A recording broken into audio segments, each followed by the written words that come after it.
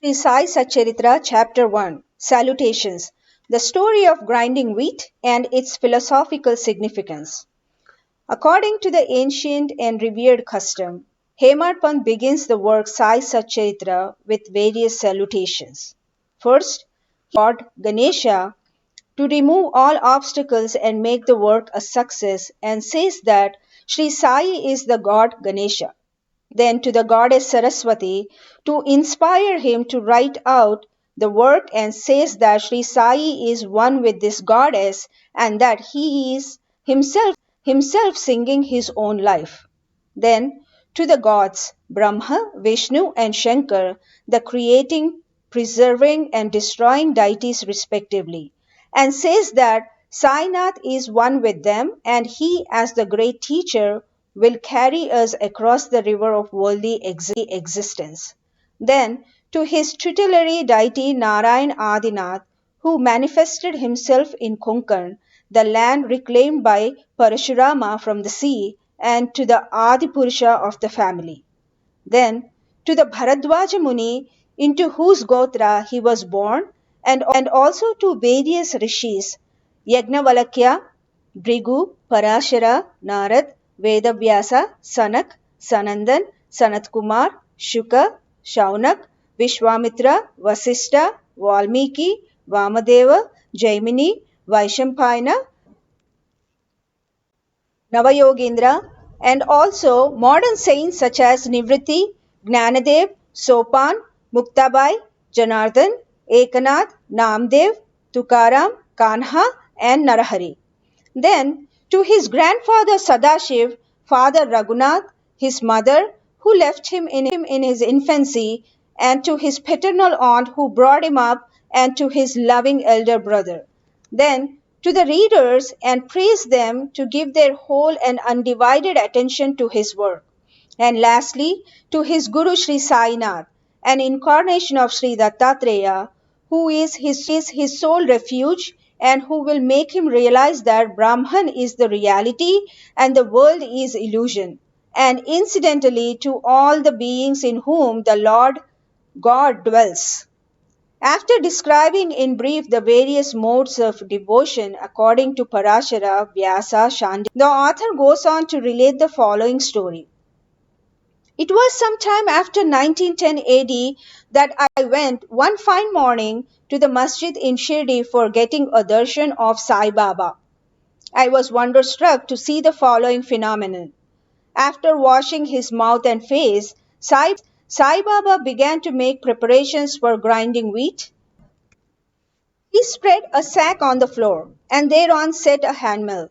He took some quantity of wheat in a winnowing fan and then drawing up the sleeves of his kafni and taking hold of the peg of the handmill started grinding the wheat by putting a few handfuls of wheat in the upper opening of the mill and rotated it. I thought, what business Baba had with the grinding of wheat when he possessed nothing and stored nothing and as he lived on alms.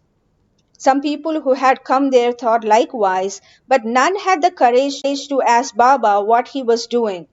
Immediately this news of Baba's grinding wheat spread into the village, and at once men and women ran to the masjid and flocked there to see Baba's act.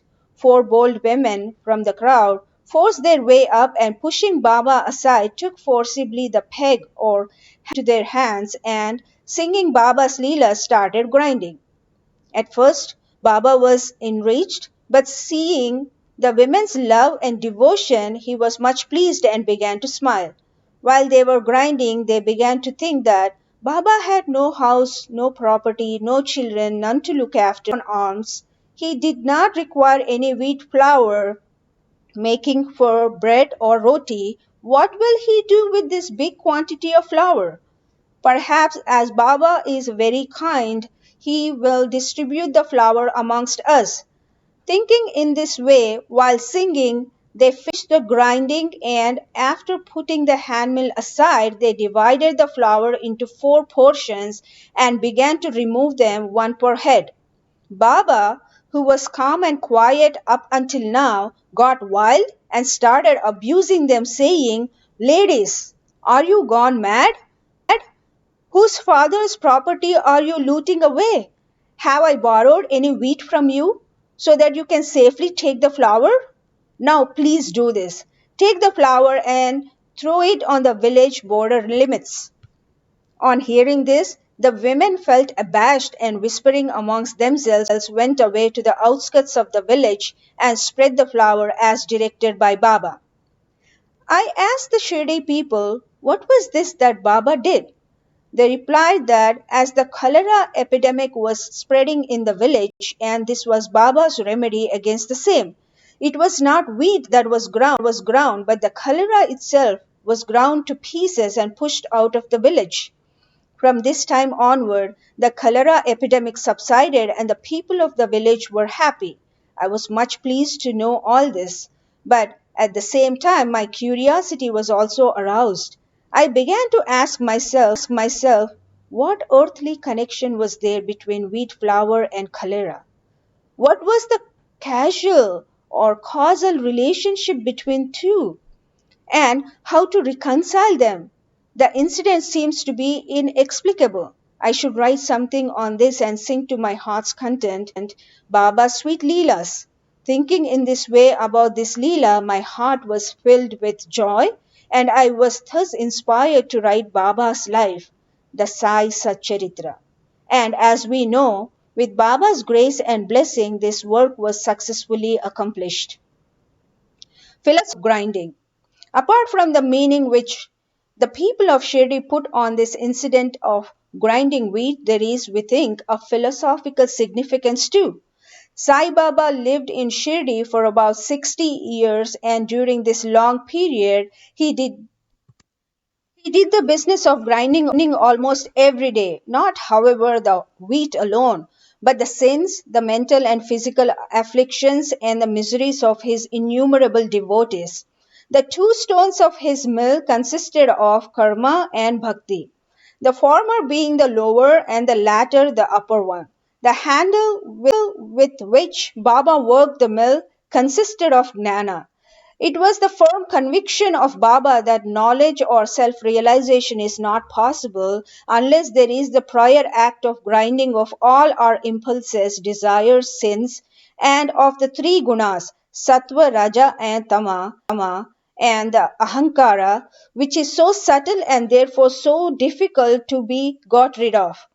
This reminds us of a similar story of Kabir, who, seeing a woman grinding corn, said to his guru Nipati Niranjana, I am weeping because I feel the agony of being crushed in this wheel of worldly existence like the corn in the hand mill.